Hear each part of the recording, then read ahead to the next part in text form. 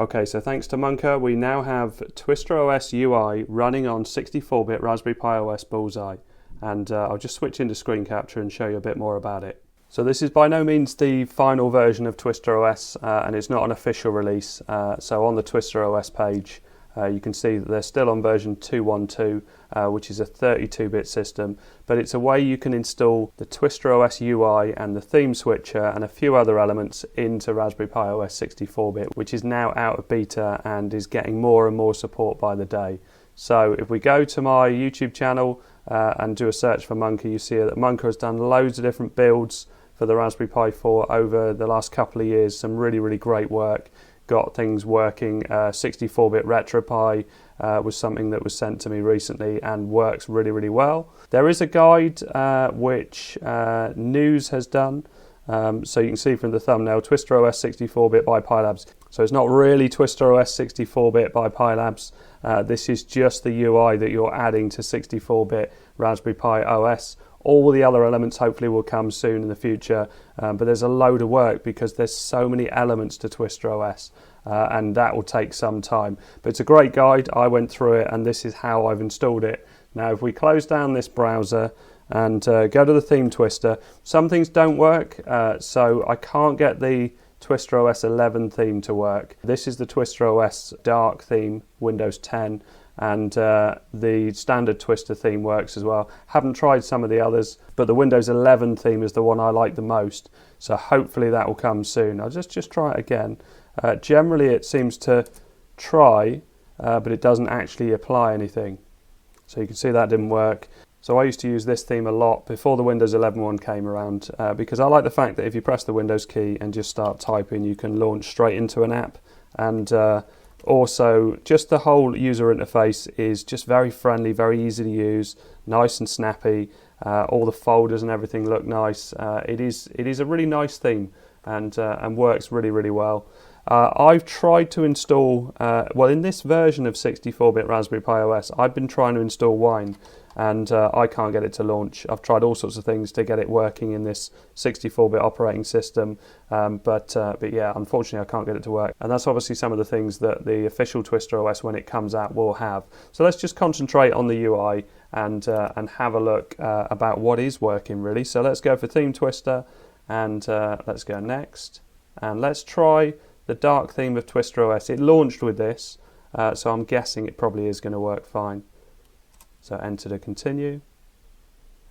You can see this has the sort of standard theme that TwisterOS uses. I put conky rings on here, that's why it looks like that, and it's just loading up, that's why it didn't have the rings on it. So this is also a really nice theme. I really like this one as well. So if we hit on the all apps, you can see everything comes up and there's various different things in here.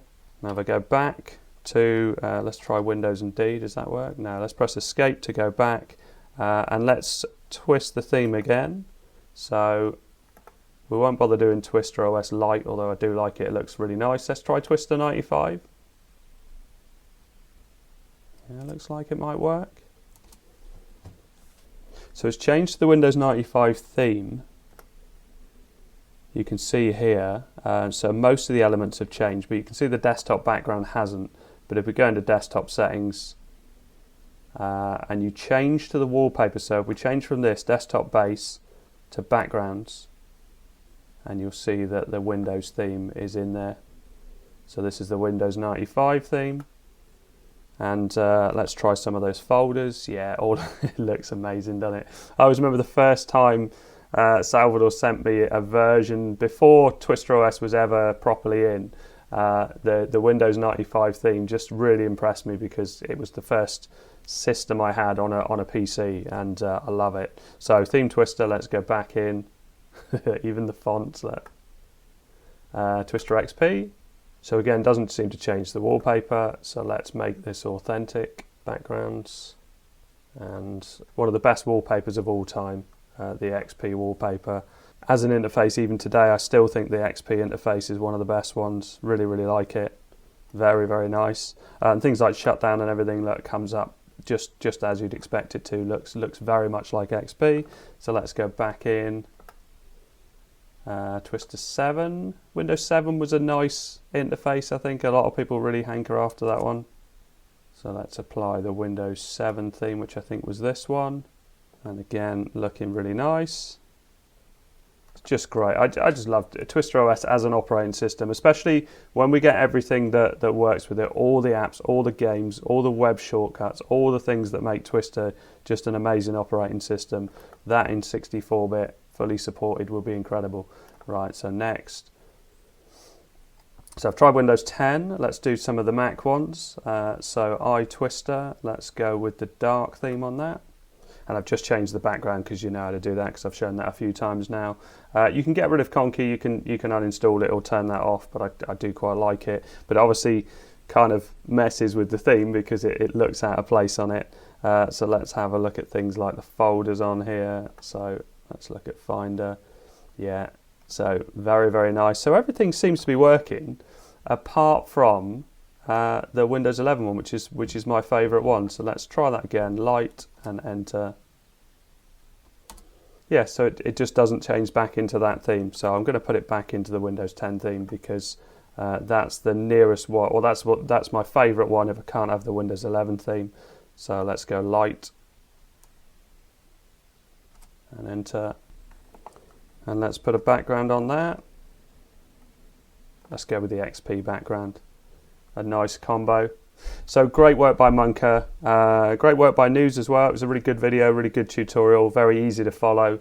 If you want to download this, go to the TwisterOS Discord. There's a link on the official TwisterOS page, and you can download this and use Nooz's video to do the installer. It all works fine.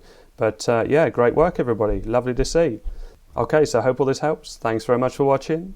Please like and subscribe.